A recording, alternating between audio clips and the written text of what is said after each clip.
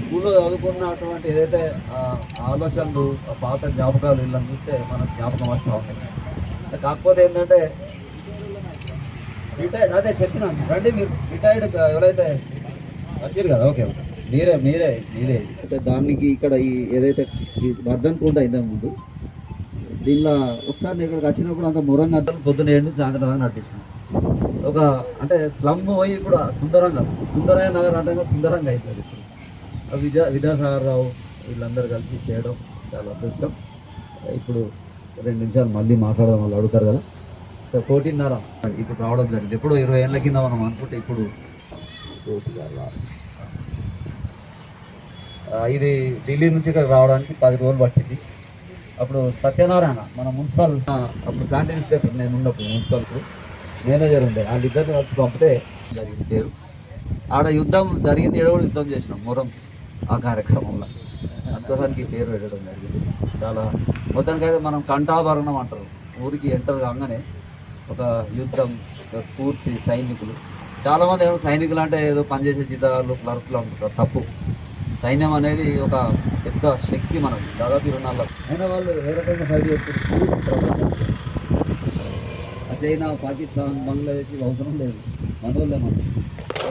ఇప్పుడు ఈ జెడ్ లేకపోతే స్లీపర్ సెల్ ఇవన్నీ ఉన్నాయి కదా మన ఓమిద్య లేకపోతే వీళ్ళందరూ ఏదో రకంగా ఒక పన్నాగా మళ్ళీ ఈ దేశాన్ని ఏదో రకంగా పాకిస్తాన్ ISI వీళ్ళందరూ ఏం చేస్తారంటే ఈ డీప్ స్టేట్ స్లీపర్ సెల్స్ వీళ్ళందరూ కూడా ఏంటంటే భారతదేశాన్ని ఎప్పుడు అతలాకుతలం చేయాలి, ఏదో రకంగా ఇది చేసి దాన్ని పైకి ఎదుర్కొంటే ప్రపంచ దేశాలకు 3వ స్థానం 4వ స్థానం పోతున్నాం కదా, పోకుండా చేయాలనే ఒక ఆలోచన ఉంటుంది. ఇది ఆ దుర్మార్గుడి చర్యలు మనం అడ్డుకుంటే దేశం నిలబడుతుంది. మన భారతదేశం ఎంత గొప్పదంటే అంటే గొప్పని వస్తారు. చాలామంది చదువుకున్న వాళ్ళు ఉన్నారు.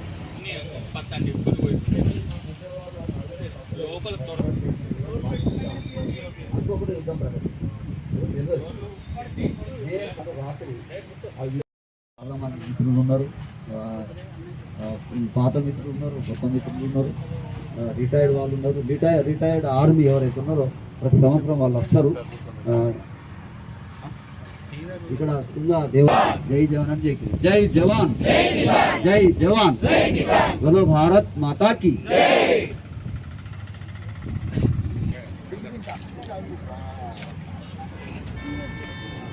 అదే కోసమ్మ బోనవ కాడ పెడతారు కదా, అదే పెట్టిన మనం క్యాంటీన్ చిన్నది గాలి కాదని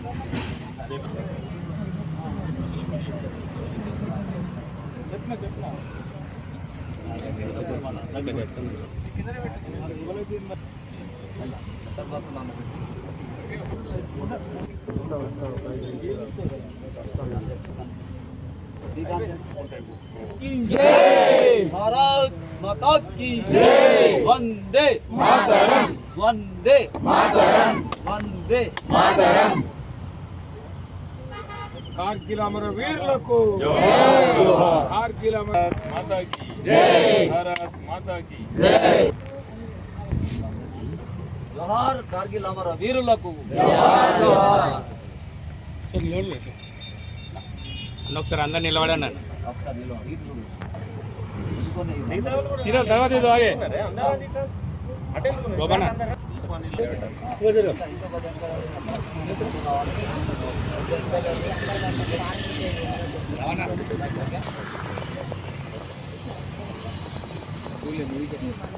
बोलो भारत माता के वंदे मातरम वंदे मातरम वंदे मातरम. కార్గిల్ అమర వీరులకు కార్గిల్ అమర వీరులకు జై జవాన్ జై కిసాన్ జై జవాన్ జై కిసాన్ జై జవాన్ జై కిసాన్ వందే మాతరం వందే మాతరం వందే మాతరం. बोलो भारत माता के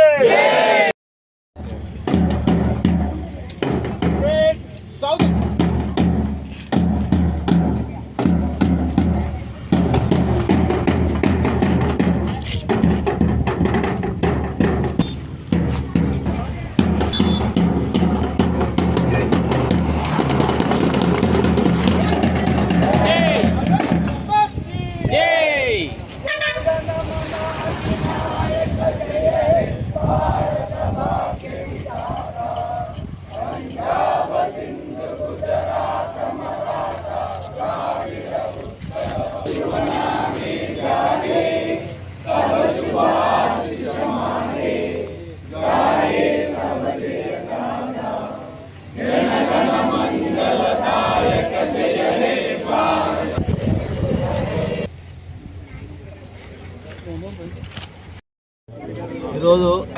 కార్గిల్ విజయ్ దివస్ పురస్కరించుకొని మరి సిరిసిల్లలో ఇక్కడ కార్గిల్ లేక్ పైన యుద్ధ ట్యాంక్ దగ్గర విజయోత్సవాలు అలాగే అమరులైనటువంటి జవాన్లకు నివాళులర్పిస్తూ కార్యక్రమం చేపట్టడం జరిగింది.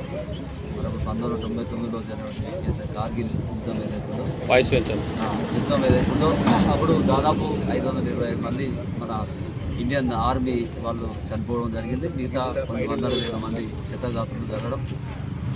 ఆ సమయంలో దాదాపు మే 3 అంటే 1999 మే 3 నాడు ప్రారంభమై జూన్ 26 వరకు ఆ 3 నెలల కాలంలో జరిగిన యుద్ధం ఏదైతుందో మొత్తానికి మన భారతదేశం మన భారతీయ ఆర్మీ ఏదైతుందో పాకిస్తాన్పై విజయాన్ని సాధించిన ప్రతీకగానే మరి విజయోత్సవం జరుగుతూ ఉంది. మొత్తం దేశవ్యాప్తంగా ముఖ్యంగా కార్గిల్ లేక్ ఏదైతుందో అక్కడ మన భారతీయ ఆర్మీ యొక్క ఈ కార్యక్రమాలు విజయోత్సవ కార్యక్రమాలు జరుగుతూ ఉంటారు. అందులో భాగంగా ఇక్కడ శిక్షణ జరిగింది. మరి ఈ కార్యక్రమానికి చాలామంది పెద్దలు అందరూ కూడా శిక్షణ పడిన ఉన్నటువంటి మిత్రులు ఆర్మీ అధికారులు వాళ్ళందరూ కూడా మరి అలాగే ఎన్సీసీ పిల్లలు ఆఫీసర్ వాళ్ళందరూ వచ్చి ఈ కార్యక్రమాన్ని విజయవంతం చేసినందుకు వాళ్ళందరూ కూడా కార్గిల్ విజయోత్సవ సందర్భంగా శుభాకాంక్షలు చేస్తూ భారత్ మాతాకి జై. విభాగం తరఫున మేము ఇక్కడ ఈరోజు ఈ గొప్ప కార్యక్రమాన్ని అమరవీరుల స్మృతిలో జరుపుకోవడానికి హాజరయ్యాము. పెద్దలు సిరిసిల్ల పట్టణంలో ఇంత గొప్ప కార్యక్రమాన్ని జరుపుకోవడానికి ఇంతమంది గొప్ప వాళ్ళు ఇక్కడ హాజరైనందుకు మేము చాలా ధన్యవాదాలు తెలుపుతున్నాము.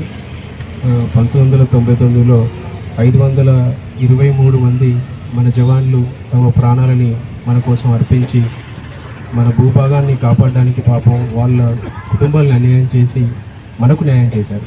కాబట్టి ఈ రోజుల్లో కేవలం సారన్నట్టుగా దేశభక్తి ఆ రోజుల్లో ప్రతి ఒక్కరు నడిపించింది. ఈ రోజుల్లో స్వార్థభక్తి స్వభక్తి మాత్రమే నడిపిస్తున్నట్టుగా సమాజం తప్పుదోవ పడుతున్నట్టుగా అనిపిస్తుంది.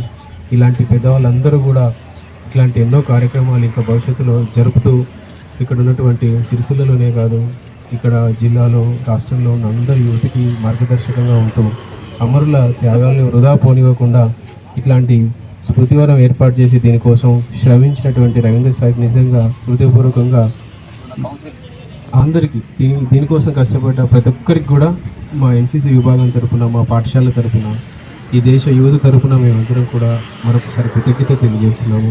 ధన్యవాదాలు.